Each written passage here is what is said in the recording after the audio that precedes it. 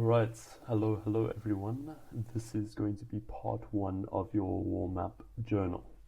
I'm going to be speaking briefly of how I started journaling as well as the impact that it's had on my life and some of the strategies that you can implement in order to have a similar effect on your own life, which is how I made every week 2% better than the previous.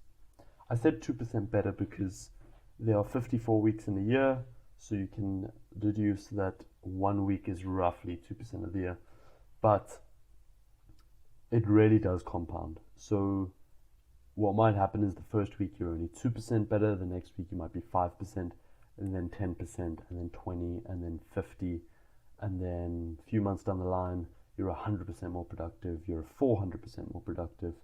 So this is why I believe it's a core habit that you need to implement. So it started where I was waitering at a restaurant in Sea Point, and I found myself having a lot of free time during the day because the restaurant only got busy during the night. So what would happen was I would be waitering 12 hours, and the first 5 hours of the day after setting up the restaurant, I had so much free time. So I decided to write on my docket book that I took orders. And I would write on this docket book until I got my first journal. And what I would write about are things that excited me. And first it started with doing like some visualizations, right? I would start writing about the life that I wanted. I'd start writing about the things I would do if I left the restaurant. So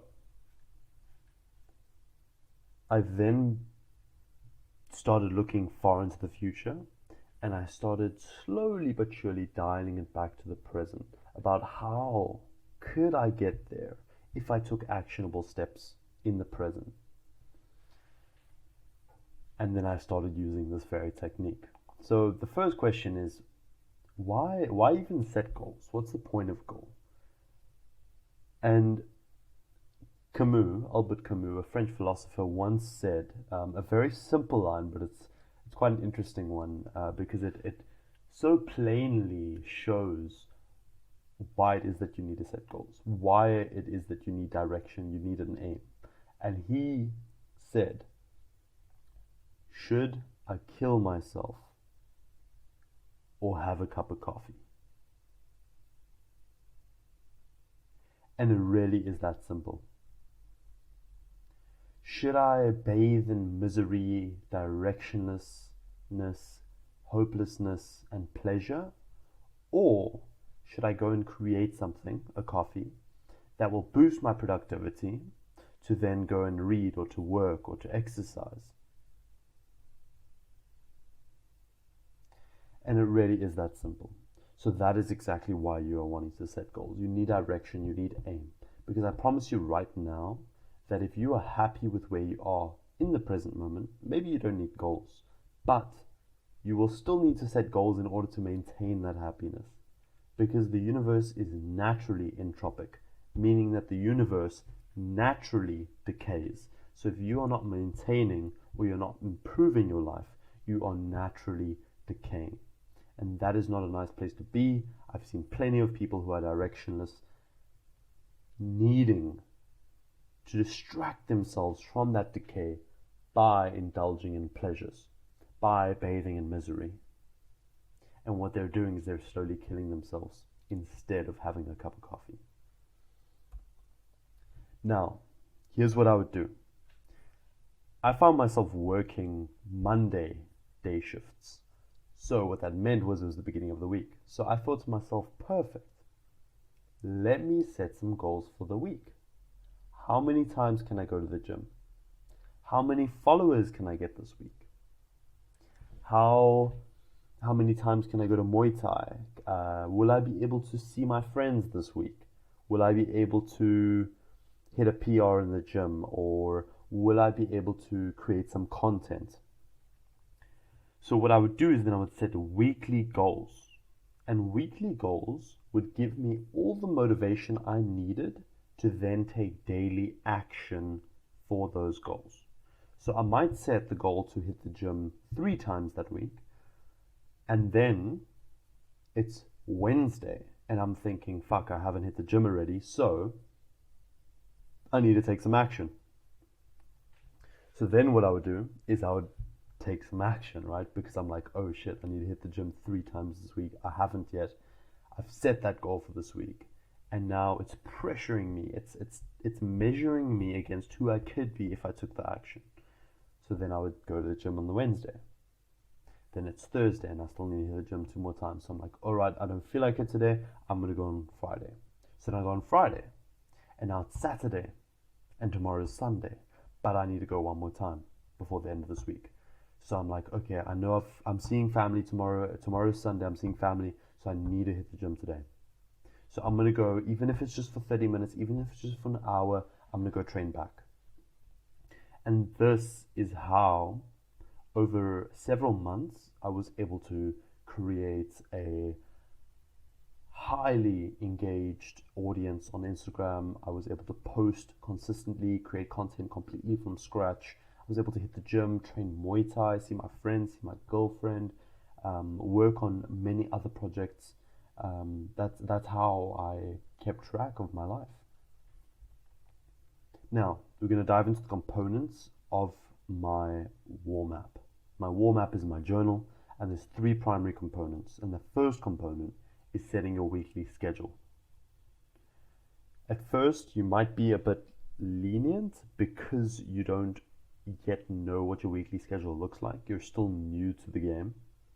So you might need to leave some days open because you're not sure if you have plans, if you don't have plans, how much free time you have. But over time, you will become better at estimating what your week's can look like. So here's what I would do, right? Here is just an example of what a week could look like. So I would write Monday all the way to Sunday, and then write 1 to 3 primary tasks. You are going to be doing more during the day, but I do think it's better to follow whatever tasks are most important first, and then all the side tasks you can do. So on Monday we have work. This could be a regular 9 to 5. This could be a side hustle. This could be pretty much anything that you consider work. And then I'm going to hit the gym, and then I'm going to have dinner with my family, or I'm going to have dinner with my girlfriend, or I'm going to go out for dinner. Tuesday, wake up, hit a jog, straight to work, and then after work, meeting some friends for a drink, meeting some friends for some soccer, whatever. Wednesday, work, I'm going to do some mixed martial arts, and then have a movie night with my girlfriend. Thursday, I'm going to work, then I'm going to hit the gym. So I would write like what specific muscle groups I'm training. So for example, Monday I might do back, Thursday I might do chest, and then I might do like legs on Sunday, let's say.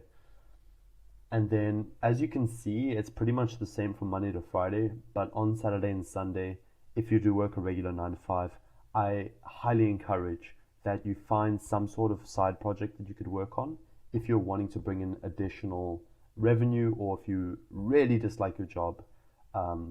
But for the rare few who really do enjoy their jobs, let's say that you are a professional video editor or professional photographer. Let's use that as an example. I have a friend named Josh Hulsinger, and he's a professional videographer and photographer. So Monday to Friday then, he might be working on freelance gigs, and then Saturday and Sunday, instead of a side hustle, he could use that time to learn, so that he can increase his skill set. So he can become better at videography, at photography, at editing, maybe better at pitching to people, pitching to clients, and then also maybe film some content. Now we're going to go on to component number 2. So component number 1 was the weekly schedule, and how it is that you're going to set up your weekly schedule. And as I said, be patient with yourself. At first, you are not going to know what your weeks are looking like. It's going to be unpredictable. But over time, you'll get better at estimating what exactly a week looks like.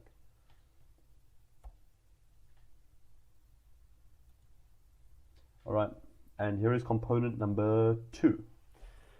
Component number 2, this makes or breaks your day, and that is your morning routine. Your morning routine is by far the most important thing. aside for your night routine, because what you do before bed is also very important, and then your day. But your morning routine is a make or break. So what I will do is I will have the routine written at the top of my page. For me, my morning routine is 10 minutes of gratitude journal, 10 minutes of meditation, and then I have my supplements like omega-3 fish oils and vitamins, and then I will clean my room, have a black coffee, get to work. That's my routine. So what I'll do is then next to my weekly schedule, I'll write Monday, Tuesday, Wednesday, Thursday, Friday, Saturday, Sunday, and every single day that I correctly hit my morning routine, the one that I want for myself. And this routine could be a 30-minute routine, it could be a 60-minute routine. Mine is around 45 minutes, and then I get into a 90-minute work block. So all in all, it's about 2 hours and 25 minutes. But besides for that 90-minute work block, it's about 45 minutes, right? So every single morning that I hit that 45-minute routine, I will draw an X, meaning, yes, spot on, you hit it, keep it up, that's going to set you up for the day. So far, over the past 2.5 months, I've not missed any of my morning routines. No matter what time I wake up, even if I'm waking up 9 o'clock because I had a busy night the previous night, I'll still make sure to hit that journal, hit that meditation, omega-3s. Even if I'm laying in bed with my girlfriend and I want to stay warm and cozy, I will hop out in my pajamas, do my routine. And sometimes if she's feeling really loving, she'll come and sit with me, she'll meditate and not distract me. But it's important that you're not too hard on yourself. It's going to take a while before you get consistent, but I do highly encourage that you track this, because seeing progress is going to motivate you. It's going to keep you going. So here, for example, we have our morning habit checklist where you tick a block for each day. As you can see, this is an example where the person hit Monday, Tuesday, Wednesday, they missed Thursday, they hit Friday, Saturday, and then they missed Sunday. So this example could be jogging. Let's say your morning routine is, I want to wake up and go for a 20-minute jog and then have a black coffee. That's my morning routine. Simple. Okay? This person hit it 5 out of 7 days. Now you might be like, oh shit, I missed it twice, I didn't hit it all 7 days. But 5 out of 7 days is way better than 0 out of 7 days. It's way better than 1 or 2 out of 7 days. So you're going to week by week track how you do, and you're going to see improvement. I promise you that. Next, we're going to move on to component number 3, which is also a very important step. And these are your weekly targets. Now, picture this, right? I was sitting at the restaurant. It was maybe 1 p.m. I had 1 or 2 tables. I was sitting at a table myself with a manager who was a grumpy man, one of the grumpiest people you meet, 50-year-old guy, he's an accountant, and he's just a dead-ender, you know, he's got his dog, and that's it. And he would sit there just grumpy, eating food, doing work, blah, blah, blah. I would sit there minding my own business, just optimistic, and just sitting there journaling, focusing. What's the goal for the week? What's the goal for the week? And a simple one to start with, because you might not have an online business, you might not have a skill that you're building, you might not have a community that you're creating or a book that you're reading. So I always encourage people to start with fitness first, because fitness is an easy habit to build. It's not physically easy, it's not mentally easy, but in terms of priority, it's easy. So what you could start with, as an example, is I want to hit the gym 2 times this week. I want to hit the gym 3 times this week. So on my journal, I would write gym and I would draw 3 circles. And then every time that week that I hit that goal of I trained today, boom. I didn't train today. Okay. I trained today. Boom. 2. That's 2 out of 3. So that means that for the week I trained 2 out of 3 times. And if I hit all 3, then each circle would be completely crossed or circled black. And that was always a great feeling. So I remember I started with gymming. Those were the goals for the week. And then I did Muay Thai twice a week.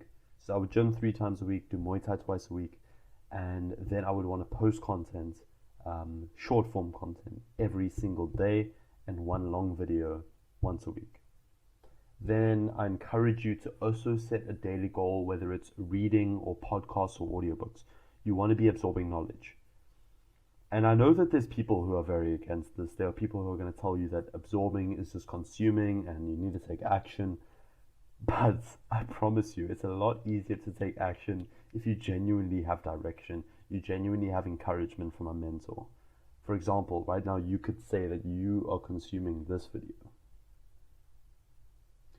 But if you were to do an hour of work right now versus an hour of work after watching this short course, I guarantee you that you will feel far more structured, far more sharp, far more clear, because you will have the skills now through hearing. You still need to implement these skills from someone who's been doing it longer than you. And that's important, because not only do you need to track your progress, you also need to see someone who's been doing it longer than you, because that gives you direction, that gives you a role model.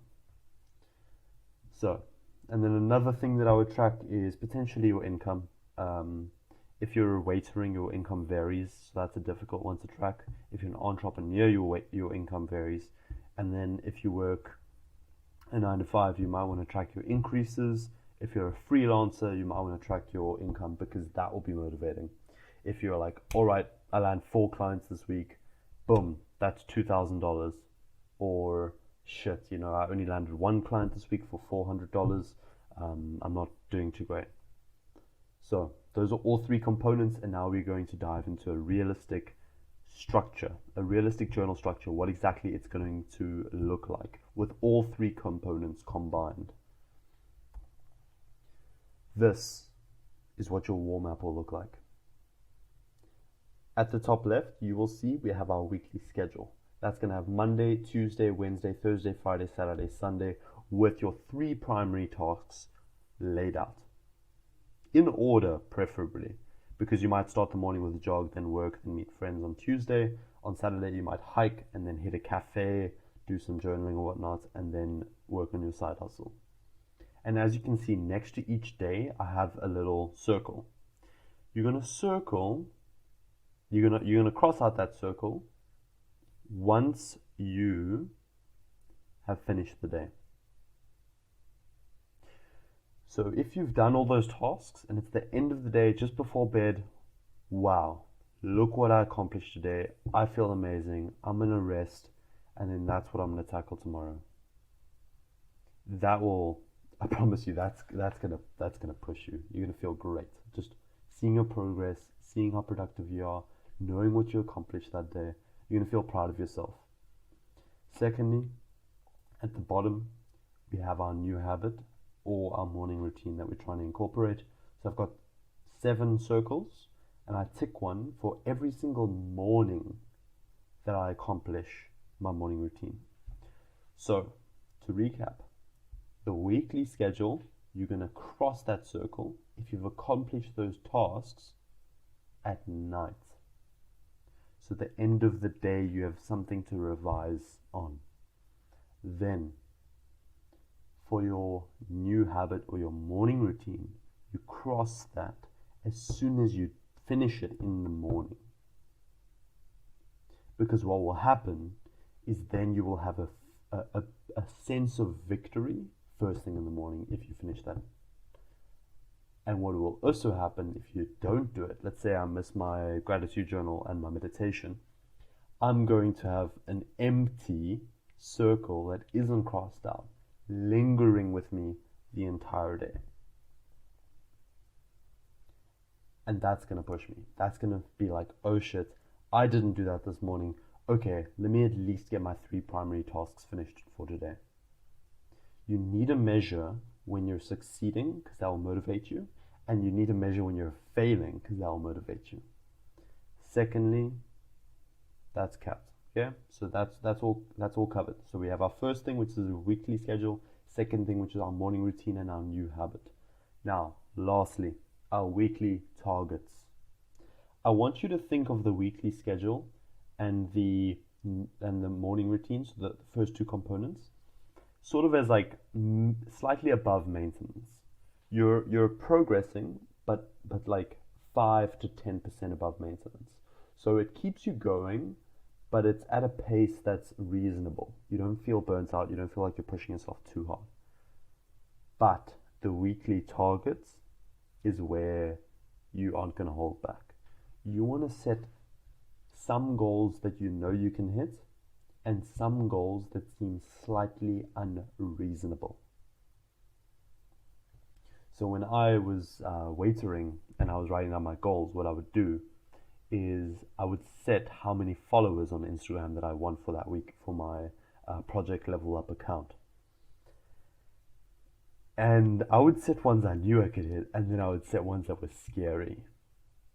Let's say I had 100 followers. I would set one that I knew I could hit. I would say, okay, I've got 100 followers. For this week, I want to hit 150 followers. And I would hit that one. And then I would set a goal to also hit 500 followers. So then I would hit the 150. And I would have 2 days left of the week, and I would think, fuck, how can I hit this 500? Let me work hard.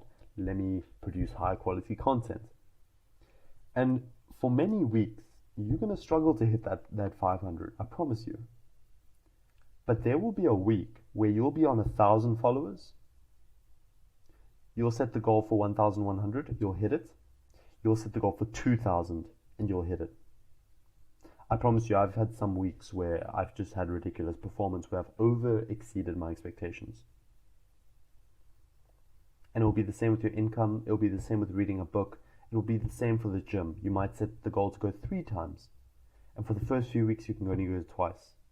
But then there'll be a week where you don't go 3 times, you go 4 times.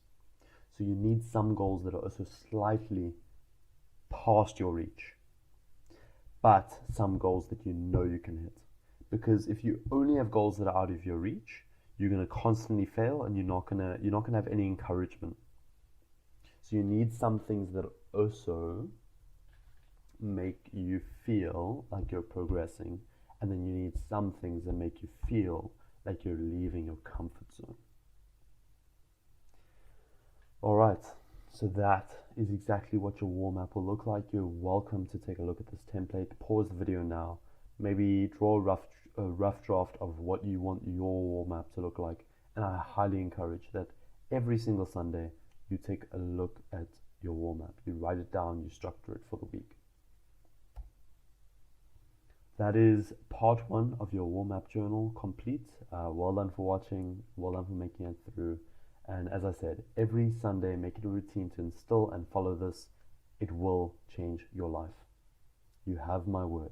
If you are tracking your progress, if you are making consistent efforts to improve, as well as you're tracking when you fail and why you fail, you're going to become a machine. You're going to start to realize what's possible if you put your mind to something. You're going to feel so motivating seeing progress and seeing that your life isn't stagnating, seeing that you aren't directionless, seeing that things are getting better. There's nothing quite like it. Thank you for watching. Get to it. Take the template, write it down, and start from this coming Sunday. If it is Sunday today, do it now. If it isn't, wait till the next Sunday, but then you need to start. Thank you.